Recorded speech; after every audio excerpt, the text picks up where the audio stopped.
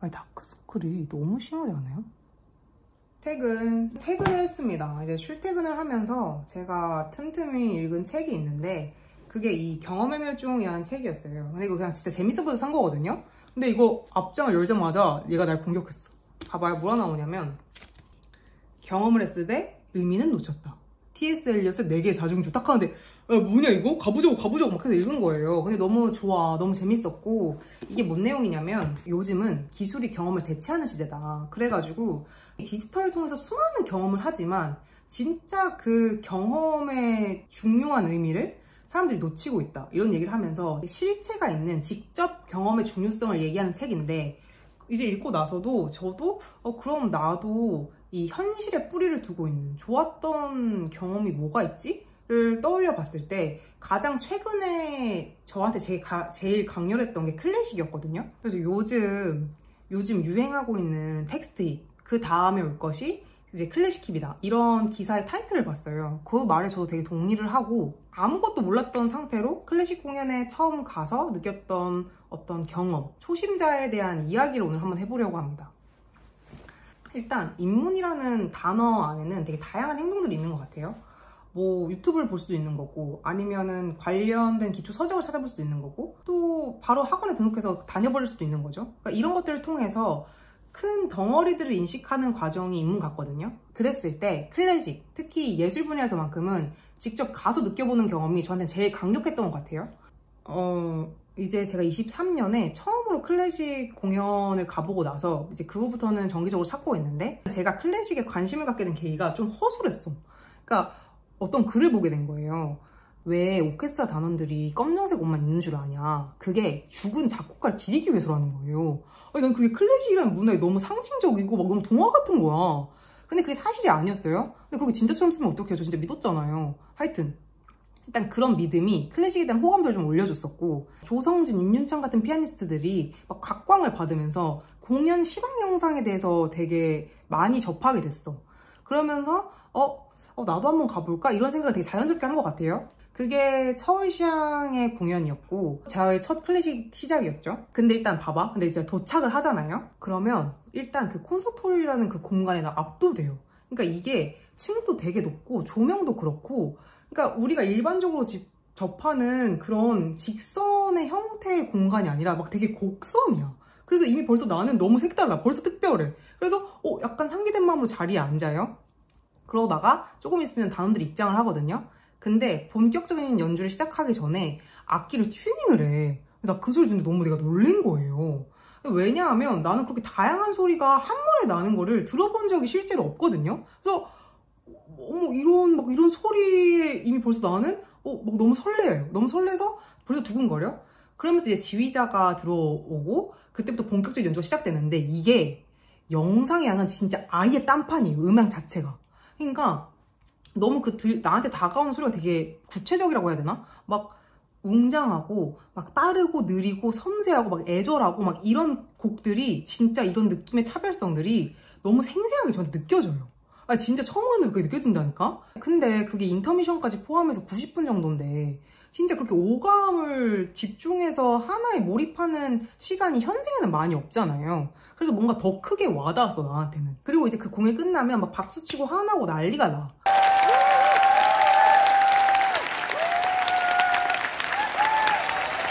근데 그게 끝이 아니야.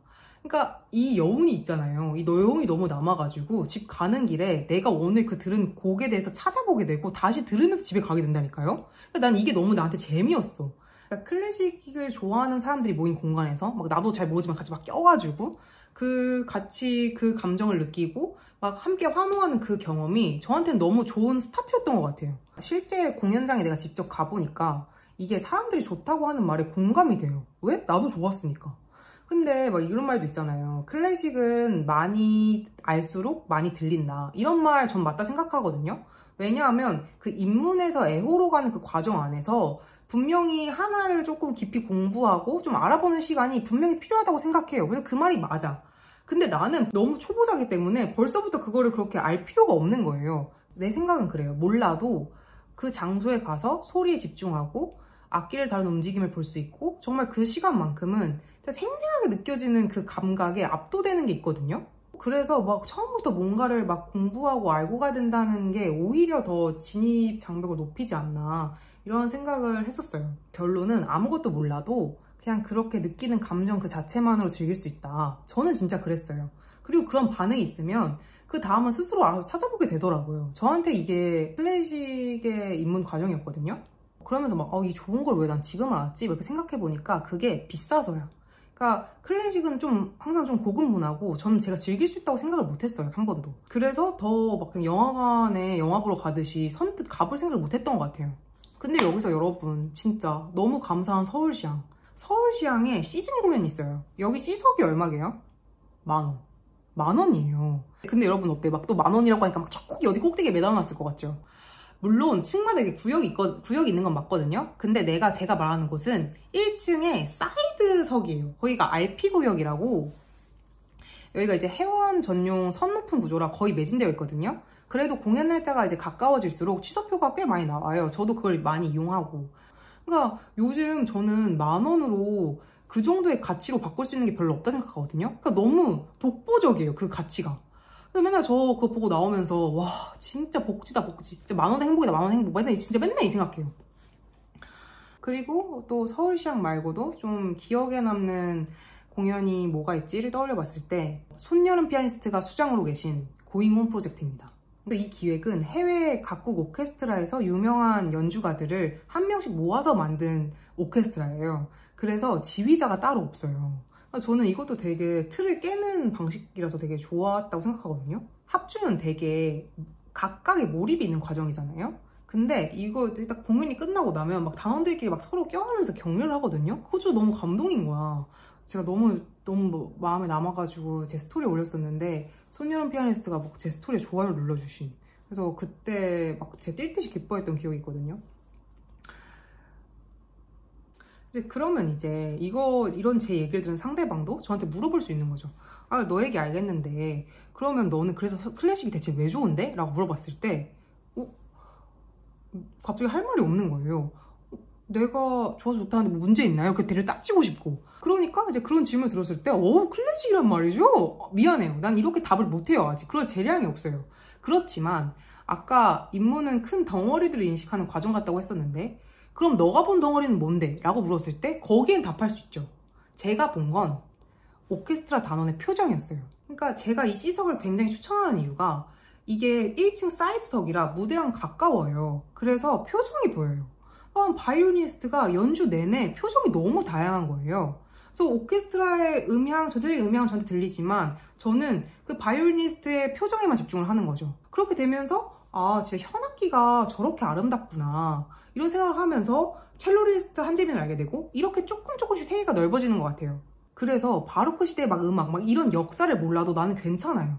왜냐하면 어차피 나는 이런 경험들이 조금씩 쌓이면 나중에 결국 알게 되지 않을까요, 자연스럽게? 그래서 클래식이 마냥 좋아요. 부담이 없어요. 그리고 뭐 횟수도 그렇게 중요한 것 같지 않아요. 우리가 영화를 보러 영화관에 간다고 했을 때 사실 몇 번을 가는지가 중요하지 않잖아요. 뭐 한 달에 한 번을 가든 1년에 한 번을 가든 영화를 보고 나왔을 때 역시 영화는 영화관에서 봐야 된다 이런 얘기가 우리 절로 나오잖아요. 거기다 대고 1년에 몇 번을 가시는데요? 한 번? 2번은 가시려나? 우리 이러지 않잖아요. 그러니까 그런 방식을 클래식이라는 장르에도 적용시켜 봤을 때 그냥 내가 직접 그 공연장에 찾아간다는 그 사실 하나만으로도 얼마든지 클래식을 즐긴다고 할 수 있는 거죠.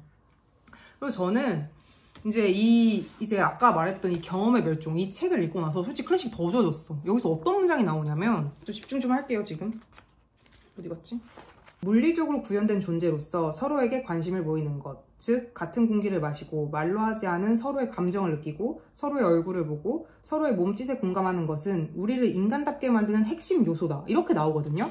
그러니까 저는 이거를 보고 사실 이런 것들이 디지털로서 온전히 겪을 수 없는 경험이잖아요. 그러니까 이걸 딱 보자마자 클래식이네. 내가 그 공연장에 한 장소에 가서 잘 몰라도 말하지 않아도 옆 사람이랑 같은 감정을 느끼고 같은 순간에 똑같이 막 환호하고 박수치고 이런 순간이 진짜 되게 짜릿한 게 있거든요. 그래서 그냥 이러한 직접적인 경험들, 내가 느꼈던 정말 실체를 가진 경험들이 조금씩 쌓이다 보면 아무리 기술이 발전하더라도 내가 조금 더 균형을 찾아서 좀 내 삶을 좀 풍요롭게 더 잘 살 수 있지 않을까? 이런 생각을 했었고, 그리고 무엇보다 저는 일단 그 클래식을 몰랐던 세계 전으로 돌아가고 싶지가 않아요. 그래서 진짜 좀 추천. 꼭 한번 가보셨으면 좋겠어요. 너무너무 좋았어. 굿! 됐어, 이제 그만해.